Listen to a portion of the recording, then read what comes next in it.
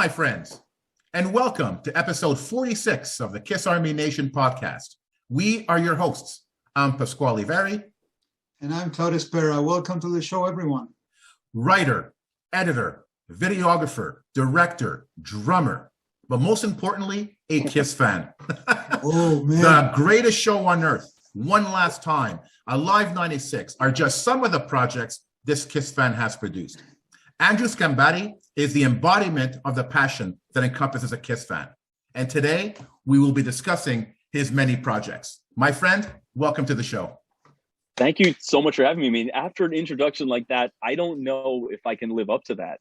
Oh, you have I'm just a knucklehead like anyone else that is a fan of this band, that discovered them at a really young age and just kind of never really grew out of it.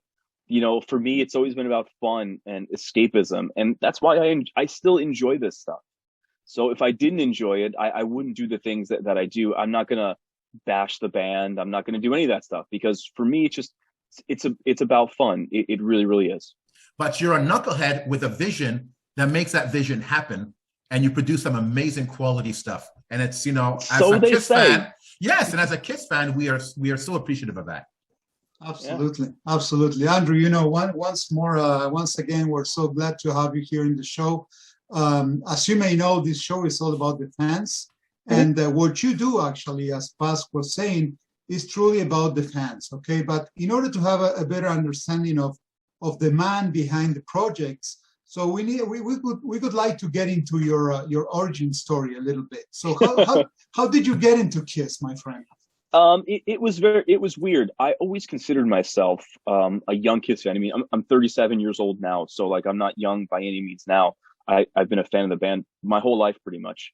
But I got into the band in an era where not a lot of young fans were being attracted to Kiss. So I got into Kiss in 1987. Maybe if you were a teenager or in your early 20s and you were listening to other heavy metal music, you probably liked Kiss or probably knew of Kiss. But at the time, and I'll go to my deathbed saying this, there weren't a lot of young fans getting into the band. Remember, this is pre-internet, this is pre-reunion, there's no makeup. So Kiss wasn't attracting those young, rabid fans like they're doing now. I couldn't go to Walmart and buy a Kiss shirt like I can do now. So I had an older sister and she was a fan in the 70s. So a lot of her stuff was hand-me-downs. So I had the comic book and the front cover was ripped off of it. I don't know what happened to it. Still have that issue though, by the way. I've replaced it many times. And I had a Betamax recording of one of the original airings of Kiss Meets the Phantom of the Park. Okay. And I had other Marvel comics that, you know, I remember reading comics at Fantastic Four. They fought Doctor Doom and Doctor Doom was in the Kiss comic book. So for me, I didn't know that they were a band. I thought that this was just like there was Spider-Man, X-Men, and Kiss. I had no idea. And then I saw the movie. And then it further kind of cemented that these guys are larger than life characters. I had no idea they were a band. So I liked them even before I knew what music was. And by the time I was a little older, you know, 5 or 6 years old, and I can kind of sing along to songs, I was singing Rock and Roll All Night, and I was already a fan. I was already a fan at that point. And then, you know, I got a little bit older, you know, 9, 10, 11, 12 years old, around that age. And you kind of already know that Batman and Ninja Turtles are fake. But Kiss was real. Gene Simmons actually was breathing fire and they were flying up 40 feet in the air and descending from the cabinets. They were doing all these things. So at that age, I was really impressionable, as many of us were. And I just thought, what could be better? You know, Batman is fake, but Kiss is real. And right around that time, I was 11 years old in 1996. And it was the perfect time for me to start understanding. Exactly. So they were everywhere. And that'll work into one of the projects that I released later on, but it was perfect. I remember like going to like sandwich shops and I would see Kiss on the cover of Entertainment Weekly. They were everywhere. I mean, you can't see it. Maybe you can see it a little bit right here, but there's a big reunion tour poster I got the night I saw them for the first time. It's very similar to the one you have behind you, Claudio. It's a slightly different shot. Yeah. My logo on mine is silver, whereas yours is the Destroyer gradient fade. Yep. But it was the perfect time for me to get into the band. Because they were everywhere again. And I remember those early times of being a fan, like 96, 97, 98, 99, into the early 2000s. There weren't a lot of kids around at that point. True. And if there were kids like that were my age, it was because their parents were bringing them along, not because they were going on their own volition. they were just like, oh, well, Dad wants to go, so I'll go too. And maybe they became fans later on, but I remember distinctly going to these Kiss conventions, the best ones, Rothman Center, Hackensack, New Jersey. I'm sure some of the listeners know what that is because they've been to them. I remember going and not seeing a lot of people my age. So, which is totally different to how it is now. Yeah. There's 2 generations below me that love Kiss. But at that time, I was the youngest one and the only one my age. So, Andrew, you mentioned, the conventions, and I'm sure that you must have, been into so many different, Kiss experiences. So what's your most memorable one? If you can pick one, that's a tough one. I know. Yeah. If you had to pick one Kiss experience, okay, so I'm gonna pick one for on air, and then I'll pick one for off air. Oh, there you go. Yeah, well, there's one for off air. That's good. But probably one of my most memorable experiences is, and this is just recently. This just happened. I went to one of my favorite record stores in New Jersey, where I'm from. I live in Cleveland now, but born and raised in New Jersey. And I got to take my friend Peter Chris with me to this record store, Vintage Vinyl. And I got to spend the day, just hanging out with Peter and his wife, Gigi. And what was really cool about it is after the record store, we went to go see a monster truck show. It got rained out. But while we're waiting, they were just kind of standing around. And they recognize Peter and they go, I'm sorry, I don't want to interrupt you and your son. And I was like, I'll take it, but I'm not his son. But it was cool to kind of see those kind of interactions and just kind of hang out with him, talking about movies, and we're just 2 guys.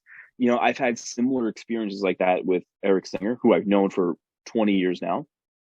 I've had experiences with Gene because I work with the Gene Simmons Moneybag Soda Company. So I've had, time, just driving long hours with Gene. And it's cool, it's like a little kid talking to their album cover. Yeah. So there are so many, but that's got to be one of my favorites. Okay, cool. We're doing this podcast, with Pask, and I think we all agree that this is all about inspiration. So if I ask you, how has Kiss inspired you? So why did you do all that you did? Why are you still doing the stuff that you do? So where the inspiration comes from? Well, obviously at first it was strictly musical because I was in a tribute band, which we're not going to mention. We're not going to mention the name of them. I was in a tribute band for many years, and I just saw them, and it was like, kind of, you get what you see or see what you get. It was like I saw that, I wanted to do it. So I played the Catman for many, many years, but I always had this drive to make movies and be a filmmaker. I always loved TV and movies, and I loved how they made them. And so, while I was busy with the band stuff, kind of my artistic, side, if you want to call it that, took a back seat. Not to say the band wasn't artistic, but like I wasn't like writing or editing or doing the things that I liked. So once I stopped with the band, I just started making I made a couple little short films that they did okay. And but I always kind of wanted it to blend the 2 things together. I wanted to do something Kiss, and I wanted to do a movie about Kiss. So, and I always thought it was weird that they never had a movie, like a proper movie, in their heyday. I mean, we had Kiss Meets Phantom of the Park, which turned me into a fan. But I think we can all agree that Kiss Meets the Phantom of the Park isn't a great representation of this band that we love. Exactly. Yeah. It was more like, I thought the Kiss Meets Scooby-Doo movie that came out, 10 or so years ago was better than Kiss Meets the Phantom because they kind of embraced the hokiness. Kiss was trying to be serious in this movie, and the soundtrack was Hanna-Barbera. So it was a joke. It was a joke. It just didn't. And don't get me wrong, I love the movie. Yeah. Because it turned me into a fan. But like, I see all these other bands, Rolling Stones, Alice Cooper, Led Zeppelin, all these other bands that they have these serious movies. And I'm like, why didn't Kiss have one? Yeah. So one of my favorite movies is Led Zeppelin's Song Remains the Same. So everybody's seen that. Led Zeppelin recorded 3 Nights at the Garden in '73, and there were all these fantasy little sequences that kind of tied the movie together. I was like, well, that'd be cool if Kiss did something like that. Yeah. So I had this idea, and I had this idea that I was like, well, what if Kiss were to make a movie in the '70s? What would it look like? What would the story be? And why do we want to see that? But like, there were so many questions, and I remember I was like, man, it can't happen. And furthermore, too, even if someone were to make a Kiss movie, I was like, well, how are you going to tell the story? I mean, they're in their 60s and 70s now, so who cares? So you're going to tell through archive footage, and who cares? We've seen that stuff so many times. You have to do something. If you want someone to see something, get a reaction, you have to do something that's never been done before. So I'm a huge bootleg collector, and I had, those concerts from Houston, 77 for years. Yeah. And I had the one that came out recently. When I say recent, but it's almost 20 years now. Mm-hmm. The Largo, Maryland 77 shows. So I had 3 concerts from Kiss at their peak, the Love Gun Alive 2 tour. So I'm like, what if I took these 3 concerts, I put them together, I painstakingly synced the video to the audio of Alive 2. And what if that was like the cornerstone of the Kiss movie? Like, what would that look like? So I distinctly remember, and I still have the note saved on my phone. I was making a drive from New Jersey back home to Cleveland, and it's a 7-hour drive. And I always do it at night because, I'm always busy in the day or whatever. So the nighttime is easy. And so I remember I just took on the Notes app and I just let the microphone stay open. And I was just narrating to the Notes app. Okay. Hours for just talking about just nonsense. But a lot of those things in that note, I was looking at, I go, okay, that could work. I was like, well, that could work. And then I kind of took these notes and I put it down to just a timeline on if there was a Kiss movie, it would need this. And the main thing that was standing in my way is if you watch those videos, they don't sound the same in the videos like they do on Alive 2. So the challenge to sync those 3 concerts to something completely different was going to be difficult because they're either playing faster or slower, or, they're missing cues, or they're ad-libbing here and there. So I go, well, before I do anything, I got to see if I could blend these things together and make it look like it was one thing. And so I had this original idea in October of 2017, and it took me all the way until May 2018 to finally get something that I was like, not okay, bad. Okay. Yeah, I was like, okay, all right. And then I was like, well, it can't just be a show. There has to be a story. So I was like, well, the story has to be told by Kiss. So I took all these key pieces of Kiss's history: the comic book, the People's Choice Award, Cadillac, Michigan, ABC in concert, Mike Douglas. And I took all these little pieces of Kiss's story and I just lined them up in order. And then I just started overlaying interviews of Kiss telling the story and Kiss talking about themselves. The interview that worked the best was the Tom Snyder interview from 79. Of course, yeah. So I know people are saying, like, well, you're talking moved from 77 and you got them in 79. I was like, you don't understand. Information moved so much slower back then that having that concert footage, by the time they reconciled the concert footage from 77, it would have been 1979. So, and that was the only interview, a long form interview, that they told the whole story of the band. So I couldn't ignore that. So I'm like, all right, cool. So I remember the first time I put this whole thing together, and this is like August, September 2018. Nobody knows about this yet. Nobody knows. And I had a roommate at the time. She wasn't a Kiss fan. I said, what do you think about this? And I was like, first of all, can I do this? Is it going to be good? Like, what do you think about this? So we watched it, and she was like, wow. She's like, I don't like Kiss, but I like that. But this is good. All right. But this is good. This is good. It gave you a feeling, because what I wanted to do is I wanted the movie to look like it came right out of 1977. And actually, you need the opinion from someone that is not a Kiss fan. That's you a good do. thing.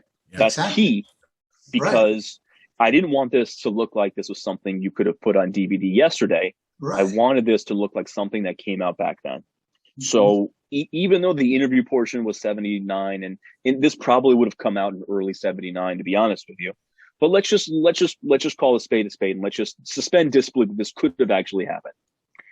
What do you think of in 1977? Like, what's going to bring you back to 1977? Well, I'll tell you: Rocky, Star Wars, New York City blackout. Mm-hmm. If you start talking about those 3 things, if you were alive in those times, you're going to be like, you're there. Oh, yeah. You're like, oh, I remember the blackout. I remember going to see Rocky. Yeah. Rocky came out in December of 76. So it became this phenomenon in 77. Right. And then people remember Star Wars in May of 77. Who doesn't remember Star Wars?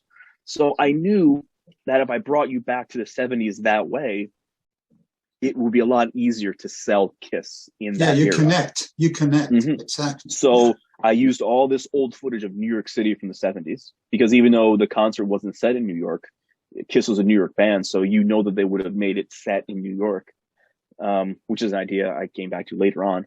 And then I told the story that way. There was a lot of great footage from, the NBC Land of Hype and Glory of them backstage. And I just connect these little pieces. I didn't unearth any new footage. It was important that this wasn't about seeing something you never saw before, but it was about presenting something in a different way. And if you sit down as a Kiss fan, or even as just a music fan, and you watch that first song, I Stole Your Love, you would have no idea that it's 3 different concerts and a completely different audio track. You'd have no idea unless someone told you. And then you really watched. And even if you really watched, you couldn't tell. So at that point, I was like, all right, I got this something. This is it. No. This is it. Awesome. This is it. So, and I know I'm super long-winded on this one, but so once it was done, which was around October of 2018, I didn't know how I was going to release it, because I didn't know if I was going to get sued, or I had no idea what was going to happen. So I put it out under a surname, and I just kind of put it out on YouTube. There wasn't any podcast interviews like I do now. There wasn't all this social media press that I've been doing for the last ones. None of that. I just kind of put it out there, and I sent it to a couple people, and I go, hey, what do you think about this? And people flipped out. Wow. And it was almost unanimously positive. The people that weren't positive about it were the people that wanted to do it, didn't do it before I did. Mm-hmm. But I couldn't understand that no one had done that before me. So I pulled it back in, I tinkered it a little bit, I put my name on it, and then I put it back out again. I was like, this is me. I did this. And people responded. People loved it. Wow. Loved it. Wow. And that's basically what we've been talking about, that, first of all, you're a Kiss fan who had a vision, and you made that vision happen with that very first project of yours. But being a Kiss fan is one thing, but a fan that got the attention of the band, you came on the band's radar. Can you tell us how that came about? All right. Well, I mean, these things are basically, just imagine when you're a lot younger than you guys are now, and you're out looking for your first job. What do? You try to make your resume look as shiny as possible. I mean, what I used to do is I used to trace my resumes in orange highlighter. So when you're flipping through a stack of resumes, you go, what's this orange one? So what I would be trying to do with these projects is I've been trying to get the band's attention, because I wanted to work for the band. So in September 2018, right when they announced the end of the road tour, I had this great idea about an end of the road documentary. I go, we need to tell the story from a fan's perspective and tell the story from the front row. Give access like you've never seen before. And it just so happened that right around the time I had this idea, I was with Gene and his publicist and all these people.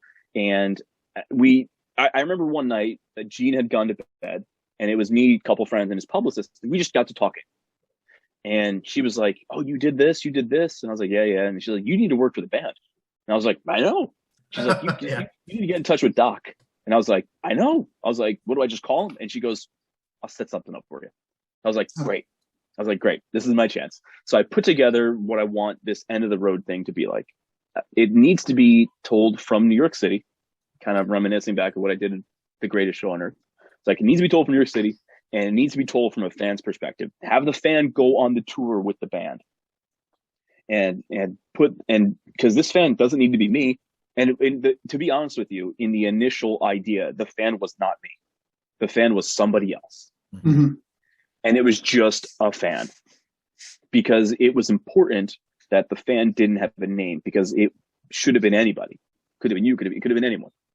So take that fan and go backstage and experience Kiss like no one has ever had before. So put this pitch together, send it to Doc. Doc was like, this is great. I love it. I'll call you back in 5 days, because the band's going to love this. I was like, awesome. I was like, I can't believe this. And I was freaking out that this was actually going to happen. Well, 5 days came and went. I have still yet to hear back from Doc McGee. So I was a little defeated at that point. Right around the same time, I was taking The Greatest Show on Earth on the road. I did a screening in New York City. I did a screening here in Ohio. Screening in New York City did very well. Screening in Ohio didn't do that great. So I'm thinking, I'm like, all right, I've peaked. I've done my couple things. I'm just going to fade into obscurity at this point. But then, the end of the road tour happened. I ended up, having all this access, and I did film some things for myself, or other people had asked me to. So I had all this footage. I wasn't going to do anything with it. So late 2019, I started getting ideas again. I go, well, this pitch was really good. I don't care that the band didn't like it. I was like, but how can I make this work? The fan should be me. So the fan's going to be me. So that's where One Last Time came about. So fast forward to coronavirus happens. Everything shuts down. We're all looking for entertainment. And I'm starting to really I'm really promoting One Last Time. People are excited about it. People can't wait to watch One Last Time. They can't go see a show. They can't leave their house, but they could watch this One Last Time. So it's 3 days before I'm releasing One Last Time. People are flipping out. They want to see it. I get a call from Epic Rights. And I'm like, oh, man, they're going to shut me down. I was like, that's it. No one's going to see this movie. They're going to shut me down. But they were completely unaware of the movie. Maybe they were, maybe they won't. I like to believe that they were aware of the movie, but they didn't mention it. They didn't mention the movie. Because they could still easily shut me down if they wanted to. They didn't mention me. They just go, so you're a big Kiss fan? And I was like, yeah. Like, you got a lot of Kiss stuff? I go, yeah, got a lot of stuff. He's like, all right. He's like, working on this project. I was like, what are you working on? And they're like, we got this project. And he goes, you got a Kiss stuff with you? I was like, yeah. And he goes, don't get rid of it. We're working on this project and we'll call you. I was like, okay. Months went by. Nobody contacted me. Then one of the representatives, his name was Tom Germain. I'm sorry, I'm butchering the guy's last name. I love this guy to death. He gets in touch with me. He goes, hey, I need this, and this for a project. And I was like, okay. So I sent him what he needed. And then he goes, then he kind of was like, okay, cool. He's like, I know you were in touch with so-and-so. He goes, here's what we're working on. And we think that you can help us by getting the stuff. We need this, we need this, we need this. I was like, okay, cool. I was like, I got this. He goes, what about this? You want this? You want this? So I just began scanning and just sending them stuff that they needed. And this turned into being the Destroyer 45th anniversary box set. My tour book is the one that I scanned and they replicated in the book. So that's my tour book. Cool. So, and I just struck up a friendship with him. I go, what else do you need? And he's like, I need this. I was like, all right, I don't have it, but I'll get it for you. And then I found it, scanned it, sent it to him. So this went on. We started working on the Destroyer. I started submitting documents for the Destroyer box set in April of 2020. So that lets you know how long the process took, because it was good, then it was not good, then it was happening, then it wasn't happening, then it was this, then this. So it was completely up and down. But finally, like around, I think August of 2021, he was like, we're announcing in September. It comes out in November. Don't worry about it. And it was great. Dream come true. And it was a wild ride, because I thought that they were shutting me down, and it actually ended up that they wanted my help, which was great. Mm-hmm. Now, Andrew, do you feel that your projects, in a sense, were a springboard to working with the band? Like, for example, when you worked with Gene Simmons on the Vault Experience? Well, if you remember, the Gene Simmons, it was before all of this stuff. That was in like early 2018. I didn't release anything until late 2018. Me working with Gene on the Vault, and I use that loosely. I was a paying customer at the Cleveland, Ohio Vault. I paid just like anybody else did. But I ended up striking up a friendship with Keith Valcourt, and he needed my help. And that's how I got to Toronto. Okay. So, but in doing that is where I met the Moneybag Soda guys. And that's when I began working with them, was right around that time. They knew Moneybag Soda was coming out, and they needed a bunch of like little short commercials. And I was like, don't worry, I got you. So I did that. And then that led to me meeting with Doc and all that. So, but yeah, I mean, yeah, it's so funny that you think that the Vault thing seems like it was last month, but that was years ago. Yeah. And it was before I did literally anything. I hadn't put out a single Kiss film at that point, which is funny, which is weird to think about. Andrew, you mentioned before, your involvement with the Destroyer box set. You know, you came up with your tour book, with your book and stuff. Which other things did you do for the Destroyer box set? Like I said, it was the tour book that I scanned for them, and then it was just kind of photo research and document collection. Okay. And so what I was doing is one of my really good friends, Mark Cicchini, I was scanning stuff for him. And I was scanning stuff of my own and then sending it over to the guys at Universal. So aside, the tour book is the only thing that is mine that's in the book, that's in the whole. But there are other advertisements and other things that were part of my collection that I scanned and sent to them. So I didn't select any of the music. I didn't even know what music was going to be on there until super late in the game. I didn't help design it.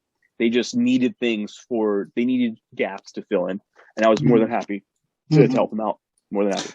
Andrew, and there's another project that is really exciting to me, you know, and I love that book. So when you worked for the Kiss Destroys Madison Square Garden, you know, from Kiss Army Spain, can you tell us a little bit about that? Yeah, I mean, so some of the sweetest guys are the Kiss Army Spain guys. They're so cool. And I had been aware of their work because I had the Paul Stanley solo album book that they did. Solo tour book that they did, because they on his for his '89 solo tour. So I knew of them, and I just heard through the grapevine that they were gathering items to put together a Madison Square Garden Kiss book. So I was like, I still Kiss at the Garden. I was like, I'm from New Jersey, so the Garden for me was like the pinnacle. Right. So I started talking with the guys in Kiss Army Spain, and I was like, hey, can I write the foreword for the book? Would that be cool? They were like, yeah, sure. And I was like, well, I was at these two shows. I was like, I'll write some reviews. They go, yeah, sure. And then I was looking through my collection. I go, hey, I had a lot of stuff from a lot of New York shows. So I took pictures of all of my stuff, scanned a bunch of my stuff, and then sent it off to them. Whatever they needed, it kind of was similar to what I did with the Destroyer book, the Destroyer box set. If they said they needed something, I was like, either I have it, and if I didn't have it, I was going out looking for it. So a lot of stuff in that book is mine. A lot of the ticket stubs are mine. A lot of the T-shirts in there are mine. Some pictures are mine. There's a ton of stuff in there that was from my personal collection that I scanned for them and sent them for the book. And then there was stuff like newspaper articles that I went out and found for them that they wanted to help tell the story. And let me tell you, that book is fantastic. Oh yeah, it is. They really knocked it out of the park because they tell the history of that great building, and then they go into Kiss's live shows. So being a kid from New Jersey, I always romanticized New York. So to have all of Kiss in New York in this one book is awesome. Yeah, is really awesome. So and they just, whatever they needed, I was kind of the guy that was like, okay, you need this, I'll go and find it. I don't know where it is, but I'll find it, and I always did. Love it. No, I find it interesting. I find a lot of key players in the Kiss Army who have done so many amazing Kiss-related events. And I think you are part of that family where you have credibility within the Kiss Army and even the Kiss organization, that they know that you're the guy that produces quality material, quality stuff, and can depend on, if somebody's working on a project like the Madison Square Garden book or the box set, you're the guy to go to for information and or merchandise and whatever they need. Do you think that's a fair assessment? Yeah. I mean, I'm always willing to help. I don't look at it as grandiose as maybe you guys do, because I don't have any delusions of grandeur. I'm just a knucklehead that likes Kiss, So, and I never want to lose sight of that. I mean, I'm never the guy that's kind of taken the wings in doing these giant projects. These books, these box sets. I mean, there are people way above me that are key players in putting them together. I'm the color guy. They need something, so I'm going to go out and find it, because I enjoy doing stuff like that. So it's cool that they come to me for those kind of things. But kind of like Paul Stanley says, I don't know if I'm being inducted or indicted into this group. I definitely enjoy that a lot of people call on me to do things, and I'm more than happy to help if I can and when I can, just to see these projects happen. But it's cool. I mean, the only time it kind of made me mad, I went to the History premiere at in Battery Park in June Yeah. of 2021. Yeah. And remember, I pitched this movie to them. I was Yeah. like, this is what we should do. And they never. So I remember sitting there and I remember it started and I'm like, oh my God, it looks exactly like One Last Time. And I've been thinking about this all day because I want to do a side-by-side comparison of it. I want to, here's history. And it was, and luckily it was just the beginning that was very similar. And even I showed a friend of mine who wasn't a Kiss fan. I go, what do you think about this? He goes, oh, it's the same thing. I go, I know. They took my idea.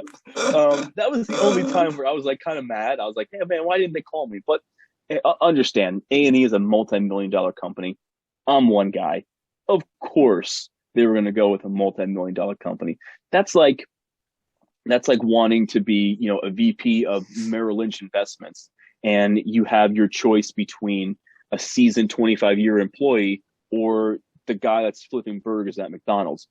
Nothing against the guy flipping burgers at McDonald's. He just isn't qualified to do this job. So I don't think I was qualified to do what the people at A&E did or didn't do or whatever. So I didn't really hold it against them, but I was pissed for like those 2 minutes that it started, and I was like, "This son looking for me." But after that, I was like, "Okay." I was like, I mean, there's only so many ways you could tell that story. So whether they watched One Last Time or whether they didn't, who knows?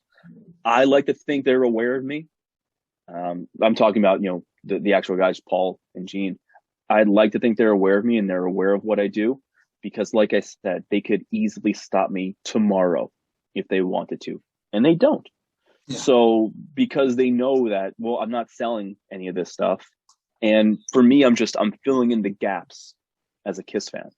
So I'm looking at what Kiss did and I go, where are the light years? What did they miss? I go, they missed a movie in 77. They missed a TV special in 76. They missed an End of the Road movie at the time. And then they missed a live concert for their reunion tour. They missed all these things. So I went in and did them. Well, I think being as smart as they are, Paul and Gene and his company, they need people like you, man. So they will never stop you because you have this view from the fans, sideways, and then. You're the only one who can pick on those details, and actually that's what gives quality to the end product. And I was thinking while you were talking about comparing A&E and what you do, and A&E, of course, they're going to have this huge marketing machine and all this stuff. But the creativity that you have, I don't think that A&E has it. So the good stuff, the content comes from guys like you. I definitely don't disagree. I try not to get too self-indulgent with those kind of thoughts, just because I still think that anyone could do what I do, and I encourage people to do what I've done because I'm not the be all end all. I'm sure there's somebody out there much better than me. And I hope there is, because I want to watch it. I don't want to watch One Last Time anymore. You guys have no idea how many times I've had to watch those things, just to do them. Or if someone wants to watch it, they go, "Oh, watch it with me." And I'm like, all right, I guess I could watch this damn thing again. I only lived it. I just, so it could be anyone.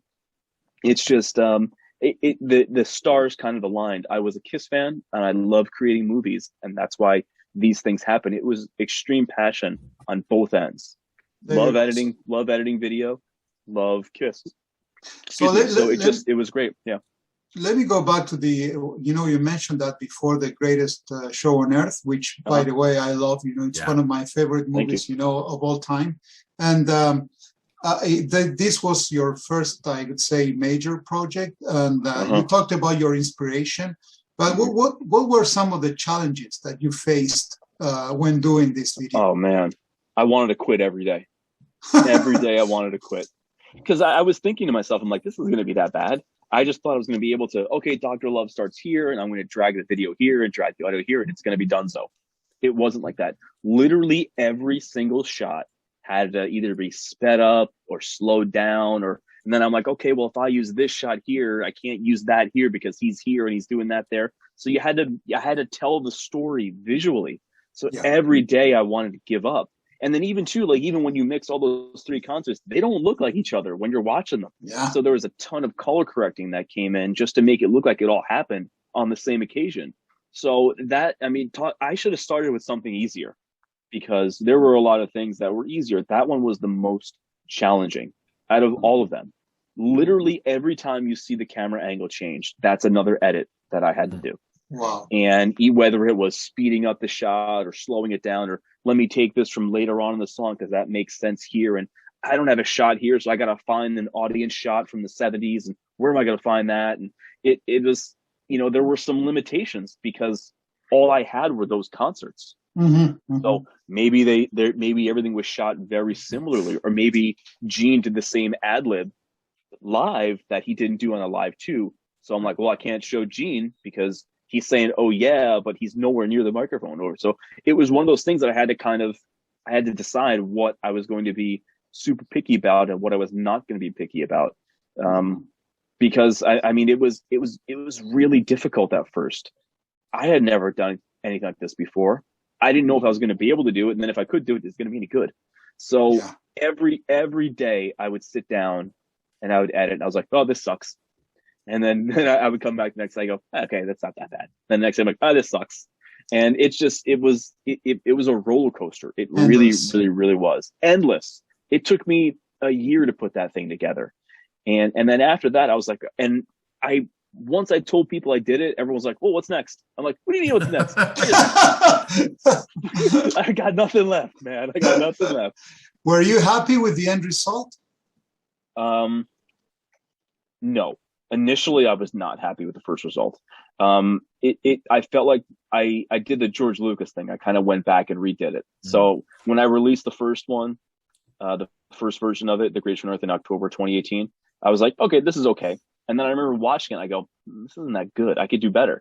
So then I remastered it and I called it the Encore Edition. So that's kind of the one that's out there now. Right. And slowly but surely, I started removing all the Encore Edition verbiage because this is just the version.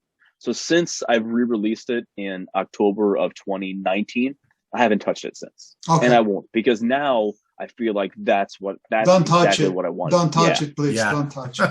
The only thing I do is I just recently put it up on YouTube because I found a way to get around YouTube's copyright.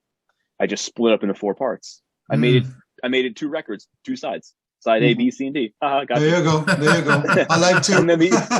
And then the only thing I did is I just removed the Encore Edition verbiage. That's the only change I made. Okay. Because it's no longer the Encore Edition. This is the edition. Okay. Now, a recurring theme in our podcast is that, you know, a lot of the great stuff that's coming out that's Kiss related are coming out by Kiss fans, because Kiss fans know what we want.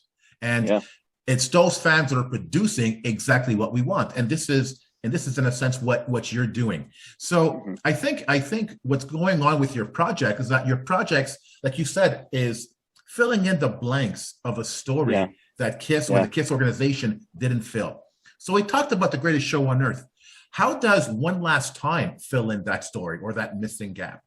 Well, remember at the time when I put it out in May of 2020, there was no Kisstory documentary. There was nothing. We didn't even know if the End of the Road tour was going to continue at that point.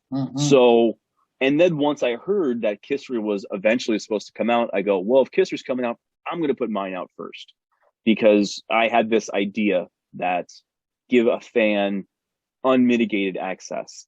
And granted, I watch it now still. I would have done a lot of things differently. I would have put more me in it. And that's not an egotistical comment. It's people have seen Dr. Love, but maybe they want to see me struggling to get to the hotel, or I got to make this appearance, or I got to do this. And I wanted to put more of my story in there to kind of show how it's not everything always goes according to plan. So that's the only thing I would have done differently about it. So, but again, at the time, there was no End of the Road documentary. So that's why I put that there. Okay. And you also mentioned how difficult it was making The Greatest Show on Earth, and then you had nothing. Then you went into making One Last Time. So obviously you Well, had there a was lot more to give. yeah, yeah. Well, I mean, it came from an idea. It came from an idea that and you could see it on the poster, because even though the poster is my silhouette, I wanted to say that this could be anyone. Right. I had this idea that they had never done this before. I mean, granted, they had some backstage footage in Kiss Confidential and Extreme Close Up, so that was cool. But they had never said, "This fan, come with us on this tour, and let's show everybody what the greatest party in the world is." Mm-hmm. So they had never done that. So for me, there's not going to be an encore edition of One Last Time. Trust me, there's not going to be. But I wish I would have done a little more of my story kind of in there. So there's some of it in there. I mean, there's that time where I gave away Gene Simmons' vault at a Kiss pre-party here in Cleveland in March of 2019. Okay. Just other little things that happened in there. But I do wish there was kind of more of my story, or actually more of the fans' story. Mm-hmm. I wish I could have had the access that I initially wanted to and just taken a fan. And I'll be honest with you, it probably would have been a different fan in every city, and I would have never have said their name, and it just would have been the fan. Right. That's what it would have been. That's cool. Because, again, it was supposed to be anyone. Right. Okay. Now, after producing The Greatest Show on Earth and having the experience of producing that movie, was it any easier to produce One Last Time? Absolutely not. Absolutely not. We needed to ask. You needed to ask. I knew the answer to that. No way, because it was a different. Well, I mean, here's the thing too. People get into these habits and they find one thing that works, and they just want to keep repeating that and repeating that and repeating that. Movie studios do that all the time. They had this big hit. They go, okay, cool. We made this great movie, but now let's make a sequel. And we wanted the same but different. So what I wanted, the biggest challenge with One Last Time was I wanted it to be different than The Greatest Show on Earth. Okay. So it was important that there's no full songs in One Last Time, and you kind of go through the set list, and the set list kind of tells the story. Whereas in The Greatest Show on Earth, Kiss tells the story. Mm-hmm. So I know both have interview footage of the band, but the band kind of doesn't tell their story from A to B. In One Last Time, the band tells what it was like in the early days, and then the band tells you what this last tour was going to be at that time. Things have changed now, obviously. But at that time, take yourself back to early 2020, the band was really selling it up what the last go around was going to be. So I thought it was important to tell that part of the story, but I kind of wanted to, I mean, here basically, have you guys ever seen Iron Maiden Flight 666? Mm-hmm. Yep. Mm-hmm. One Last Time is the Kiss version of that movie. Right. That's basically what it ended up being. So I wanted to go through the tour with the band. Mm-hmm. Mm-hmm. And then, Andrew, you came up with Alive 96. Okay. This is essentially, a concert video. And during the reunion tour, there was so much footage of different shows, Mm-hmm. And why did you feel that this project was needed? What else did you think that you could bring to the table? Well, I think a lot of the releases that have been put out around the reunion tour, aside from the Second Coming, was just it was the concert from point A to point B, nuts, bolts, warts and all. What I wanted to see is I wanted to see that essential home video that should have come out. I mean, let's go back to talking about Iron Maiden. They do a tour, then they put out these awesome 2-disc concerts every time. So you got the best footage. It may not be one show, but you got like the best stuff to give you that package of that tour. Yeah. So what I wanted to do is I wanted to make the Alive album of the reunion tour. I wanted to take the best stuff. I wanted to fix the mistakes.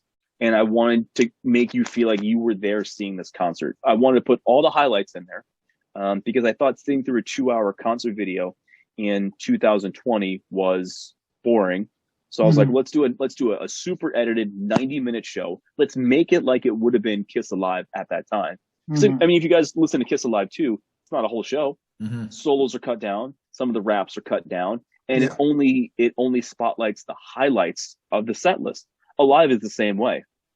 So what I wanted to do is I wanted to represent the reunion tour, my favorite tour, in a way that it had never been done before. Mm-hmm. I thought the Second Coming should have been 2 discs. Second Coming should have been, documentary on 1 disc, and complete concert on the second disc. True. So that's what this is. This was a concert, so you could see that, oh, well, Kiss says they're back. Well, this is them really back. So it fixes a lot of those warts. I mean, you guys have seen the Tiger Stadium concert. Peter had trouble hearing in his monitor, so he really messed up that drum fill in the beginning of Deuce. So I fixed that. Gene forgot some lyrics in God of Thunder. I fixed that. Ace messed up a couple solos in 100,000 Years. Fixed that. And it was just about giving the best performances. And we're fortunate that a lot of concerts, 10 concerts in total, circulate from the reunion tour. So I took those 10 concerts, and it was the same kind of mindset that I did with The Greatest Show on Earth. Let's take these 10 concerts and make them look like one concert. I bet you couldn't tell that you were watching 10 different shows. No. Well, here we have Eddie Kramer, man, now. Eddie Kramer, man. I love it. Yeah, you had no idea you were watching different shows. And That's it right. was important to suspend disbelief and to make it think that all this stuff happened the time you were watching it. It's awesome. So, Awesome. I started with the main part of the show. It was the two main shows that I used was Tiger Stadium, the opening night, and then Madison Square Garden. Madison Square Garden. In July of 96. In July. Yep. Mhm. But if you notice Gene's voice in July of 96, he was losing his voice at that point already. So I wanted to make sure I don't want to use any Gene songs from that time. I want to make Gene sound good. And I just wanted to take these pieces and make it, a great show. I thought Ace's guitar solo was too long. I thought Peter's drum solo was too long. Gene's blood solo was too long. And Paul's solo was too long. So I trimmed all those solos down, and I made it like the Alive album of that time. And I'll tell you, I also made an audio version of it that I listen to when I work out sometimes. And it's I love it, man. I would love to have that. Man. Yeah, hey, that's a lot of work, man. That's a lot of work. Oh my goodness, man. What a challenge. was fun. It was fun, and it was exciting. One of the great things about Alive 96 is right around the time I was getting ready to release that is when Gigi Chris reached out to me for help on Peter's birthday video. And we ended up striking up a friendship. That's how I got close to Peter. Okay. And it just so happened, one night, because somebody she'll call me, we'll be on the phone for 2-3 hours just talking about pasta or whatever, or Peter and I are talking about jazz. It's bizarre, just to talk to your idol like that. And I just remember one. She's like, "What are you doing?" And I was like, "What do you mean? What am I doing?" She's like, "What are you doing? You make these videos. What are you doing now?" And it just so happened that I was just getting ready to start this promotional train of Alive 96. So I was like, "Well, here's what I'm working on." Peter watched it. He loved it. Put it on his website, which is blew my mind. Wow. Blew my mind. And then later on, she was like, "Well, you should be on Eddie Trunk."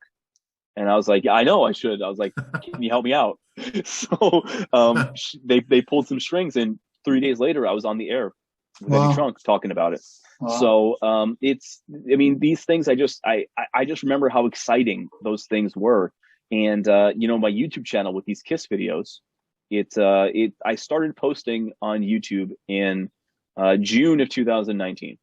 June 2019, I started posting these videos on YouTube. And since then, over 1 million views. So for one guy to get over 1 million views, that is just these Kiss videos, which, listen, the grand populace isn't watching these. This isn't the new Spider-Man movie. These are just Kiss fans. So for me, that's a huge win. Oh, yeah. That's a huge win. I'm sure that you're going to get there, later. But, even what you did recently for Kiss at Midnight, man. So you just nailed it, like 230K views. Yeah, 200,000 views. So Kiss at Midnight, actually, I released that in between The Greatest Show on Earth and One Last Time. Right. So Kiss at Midnight has kind of been that thing that's been around June. I released it June 28th of 2019 is when that came out. And then, we're recording this now. It's January 26th. Well, Kiss played Cobo Hall January 25th, there you go, 26th and 27th. And those are the concerts I used for Kiss at Midnight. Yeah. So I had to redo, the old Just Hype a Kiss at Detroit ad. And I just made it for Kiss at Midnight. So, but the fan support has been incredible. It's been incredible. I was hoping that maybe the band would have taken notice now and maybe hired me to do something. But if they don't, it's still cool. I'm still forever cemented in this weird and wild Kiss world. People are always going to talk about, "Hey man, you see this thing? It's called The Greatest Show on Earth." Listen, I bought a magazine from Spain, Yeah. and they were talking about the greatest show on earth in that magazine from Yeah. Spain. I didn't put it in there, but someone else did. People like it so much that you could, if you go to the right record fair, someone is going to be selling a copy of the greatest show on earth. Hey, listen, I didn't do it. I've never made a copy, and I never will make a copy.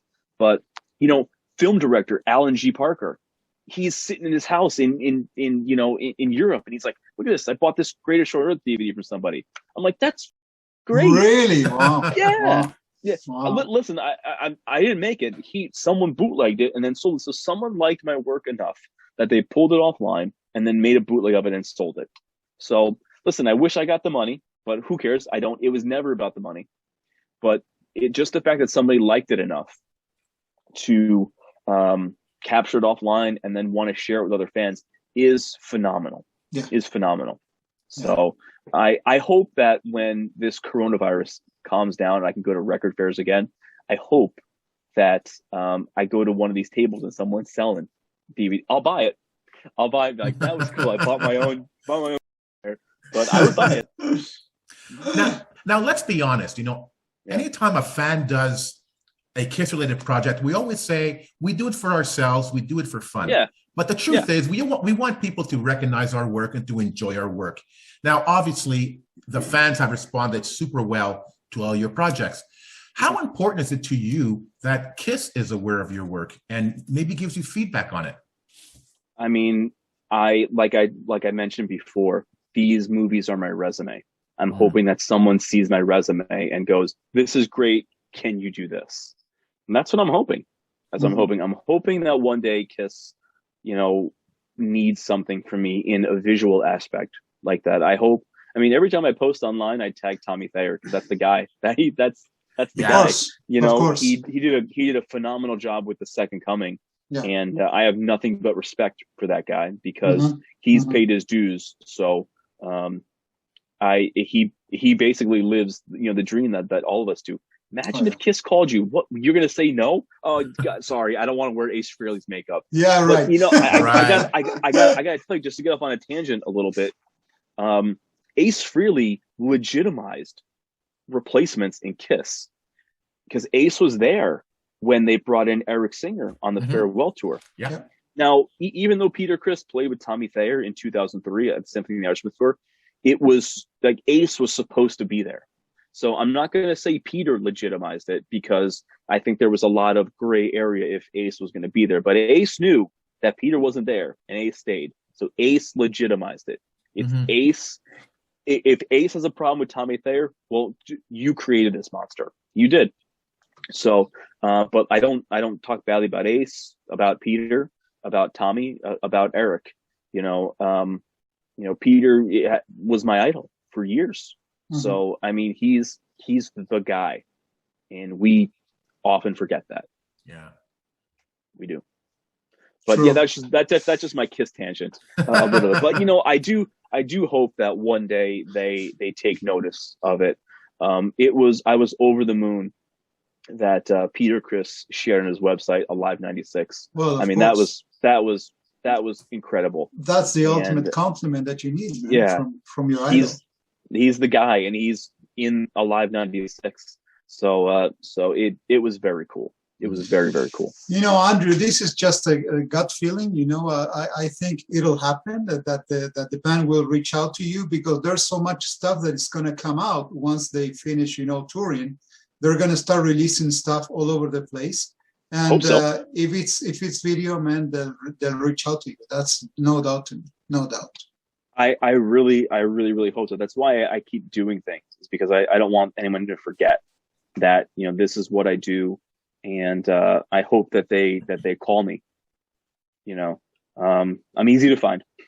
I mean, listen, if the guys at Epic Rights could find me, I'm sure they can, and they probably know about me. Of course, I've known guys that have worked for the band for years.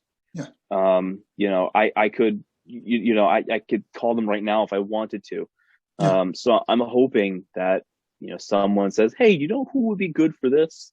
And I hope it's my name, because it would be an honor for me as a fan but I would pay it the respect that I think it deserves. That I think some people maybe don't do.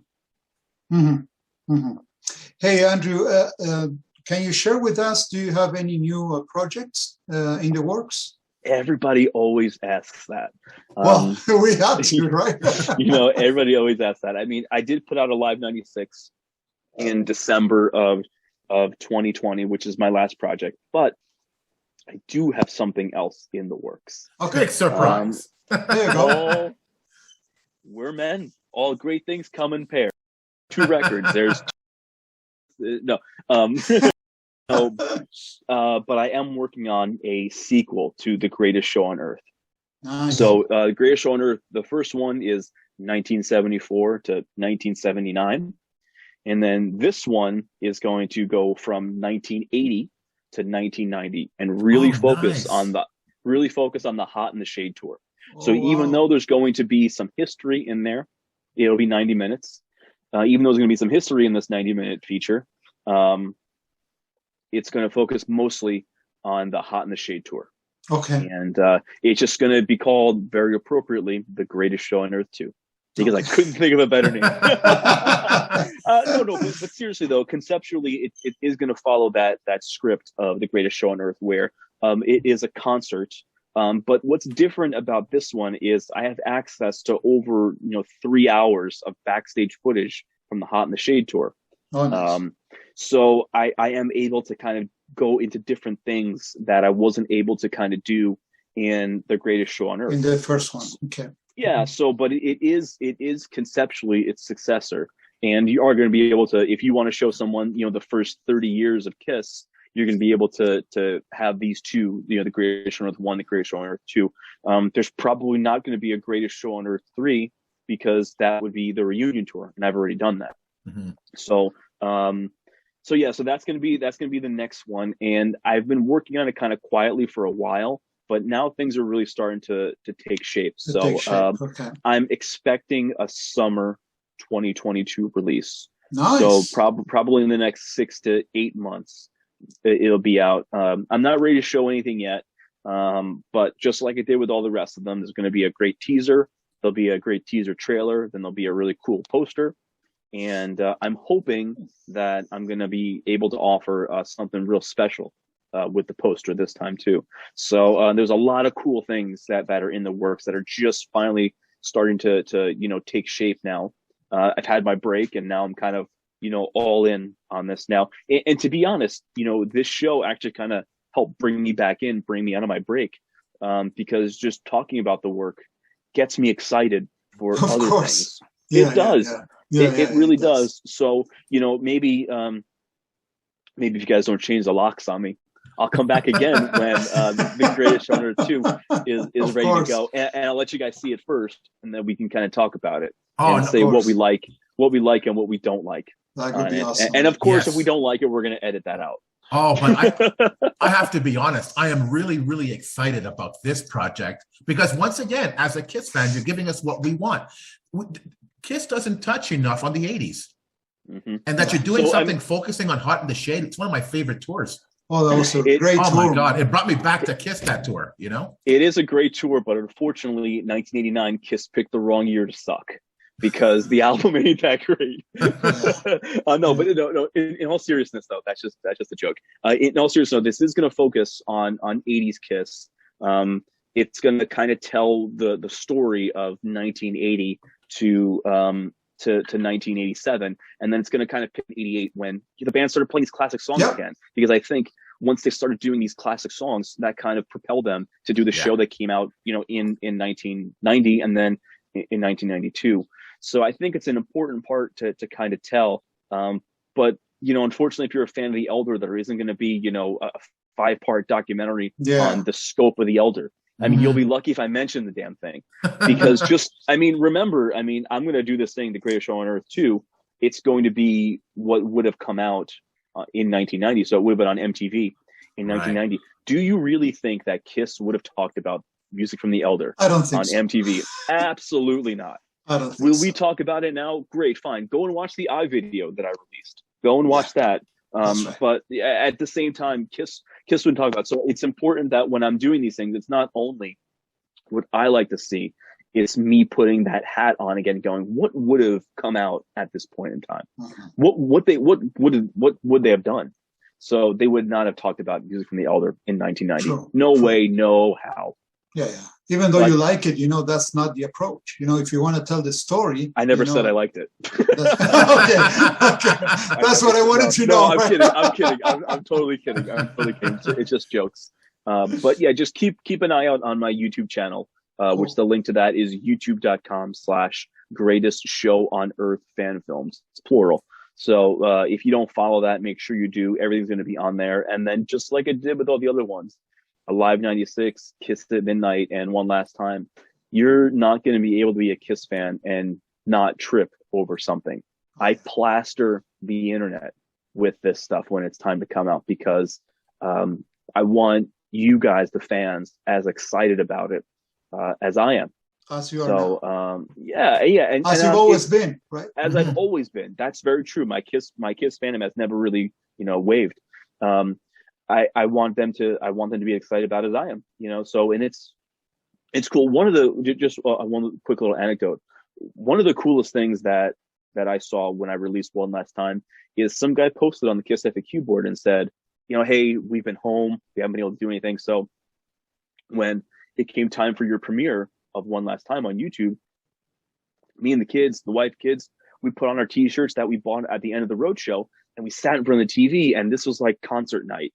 We got a big bowl of popcorn and we watched it all together. And it was an experience that we probably wouldn't have been able to have any other time because kids would have been at their friends' houses or doing whatever. So for him to stop and say that they experienced it together, and not only was I appealing to them as being Kiss fans, I also gave them like a family night together. Was the coolest thing ever. I mean, I'm thinking back to myself. I'm like, man, I was like, I made this damn thing I basically set up an editing suite in a bedroom, and this guy is like, dude, you brought my family together. And I'm like, that blew my mind. Yeah. It blew my mind. So, I'm hoping that people have that same kind of reaction again when this next one comes out. I know I've pushed the release date back a couple of times just because, listen, man, I'm one guy. I needed a damn break. I really did. That's right. Exactly. We can wait. We can certainly wait, man. Don't worry. You can wait. I can't. I'm looking forward to this. I needed a damn break. But it'll be out in the summer, the late summer of 2022. So, so probably maybe it could be as early as June or as late as August. Okay. The only other delay that I could see is that if the weather's great and everybody's out because there's no more coronavirus, it ain't gonna come out in August because everyone's gonna be outside. No one's gonna want to sit in front of the computer. I might push it to September, October, because then the weather kind of cools. People are inside. Kids are home from school. Blah blah blah blah blah. More people will be able to see it. So so look for it in late summer of 2022, and then I would say probably within the next 6 weeks, you'll see that first teaser poster, and you guys are gonna love it. It's so cool. Nice. It's so cool. Thanks for sharing. Thank you. Yeah, I mean, and here's the thing too. What a lot of people don't understand. I build this whole marketing campaign behind these movies. So it isn't just the movie that I'm putting out. It's going, okay, cool. I got the movie, and I got to make sure that the YouTube thumbnail and the poster, and I got to make sure everything fits conceptually. Everything looks like it came from the same thing. And then it's just about making sure that the marketing campaign, and I use that in quotes because I'm just one guy. I got to make sure that when people are seeing things about these movies, that they know where it's from, and they can kind of connect the dots themselves. Right. So you kind of won't see me doing one picture with a giant picture of Leon and then a picture of Kiss without makeup, because not everybody knows that those two things go together. Doesn't connect. So, right. So, Andrew, one final question before we wrap up this amazing conversation. This was so much fun. Thanks again. Man, we could keep going forever. Oh, man, we could, man. No kidding. So, as a fan who's accomplished so much, what message would you like to send the Kiss Army out there? Fun. That's it. Fun. That's as simple as it can be. And it takes it back to Kiss at its simplest. Rock and roll and I party every day. As silly as that sounds, as played out as that sounds, this is just fun. I don't care about your political association. I don't care about the band's political association. I don't care what color you are. I don't care what your weight is. I don't care how long your hair is. I don't care what language you speak. I don't care what language you want to speak. I don't care that you're cross-eyed. It doesn't matter. None of this stuff matters. Everyone is doing their best to separate us, but I'm saying that this is fun.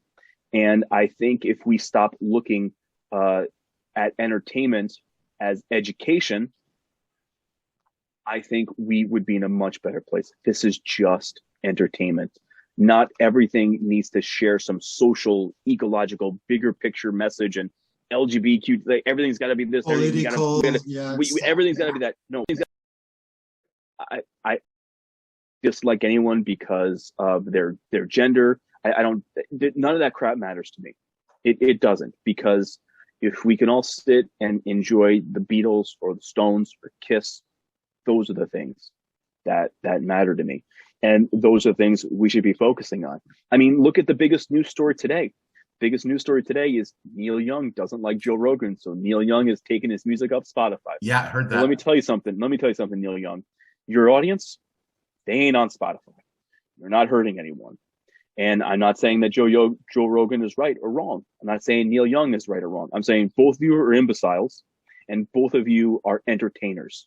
The moment that we look to these entertainers as educators is a problem. It never was supposed to be that way. Do you think John Lennon wanted to be an educator?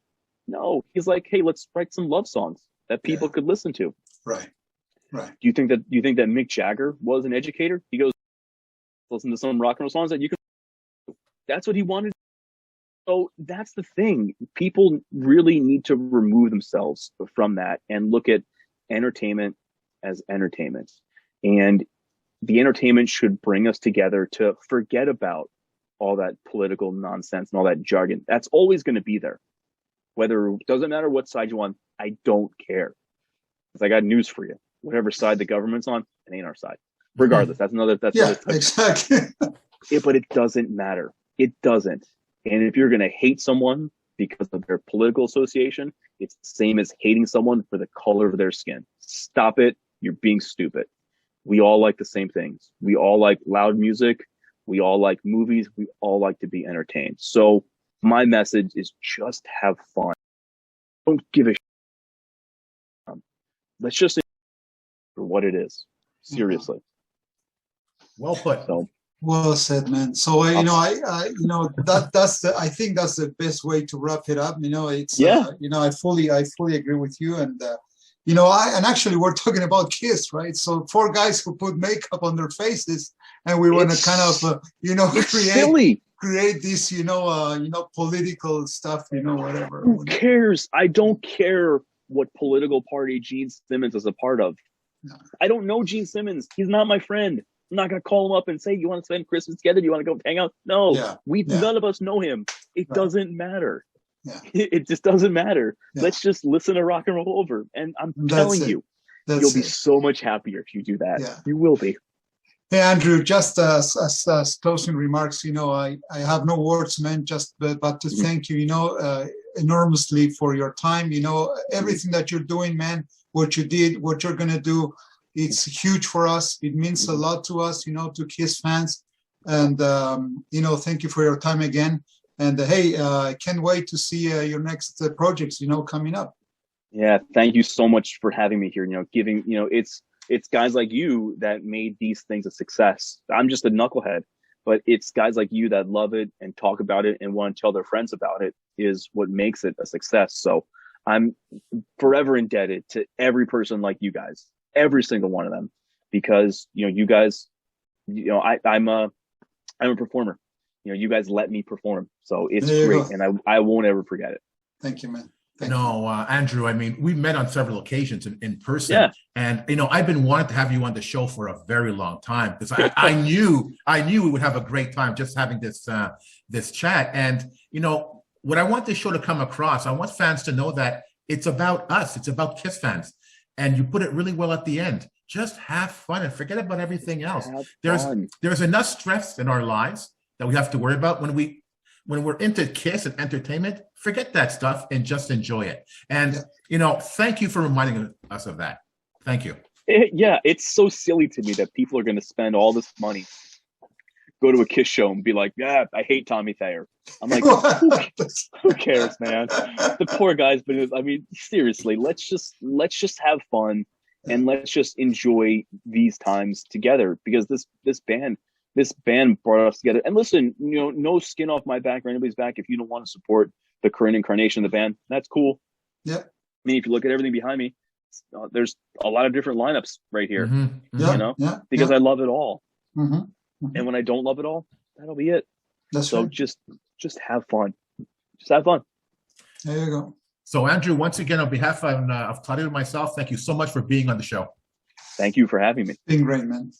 So to the Kiss Army, thank you so much for listening. We hope you enjoyed this episode. And remember, like Andrew said, never stop rocking. Take care, everyone.